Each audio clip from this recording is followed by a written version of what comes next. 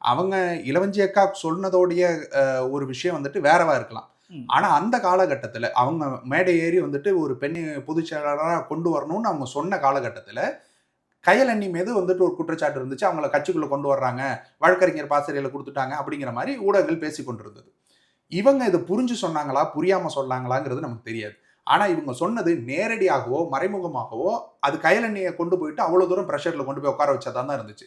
ஏன்னா, பொதுச் செயலாளர் நியமிக்கப்பட்டாச்சு. பொதுச் செயலாளரா ஒரு மருத்துவர கொண்டு வந்தாச்சு. ஆண் ஒருவர கொண்டு வந்தாச்சு. இப்ப நீங்க போய் ஏறி நின்னுக்கொண்டு நான் வந்துட்டு ஒரு பெண் பொதுச் செயலாளரா கொண்டு வரணும்னு சொல்லும்பொழுது, அது கட்சிக்குள்ளேயும் சரி, கட்சிக்கு வெளியில இருந்து பார்க்கக்கூடியவர்களுக்கும் சரி, எவ்வளவு ஒரு அழுத்தத்தை உருவாக்குங்கிறது உங்களுக்கு தெரியல. நீங்க பேசிட்டு போயிட்டீங்க. இப்பொழுதும் நீங்க வந்துட்டு பெண்களுக்கு உண்டான முன்னுரிமைகள் கொடுக்கப்படுதான்னு கேட்டா, எல்லா இடங்கள்லயும் கொடுக்கப்படுது. மற்ற எந்த கட்சி இந்த அளவு கொடுக்குதுன்னு நீங்க சொல்லுங்கன்னு கேட்கிறோம்.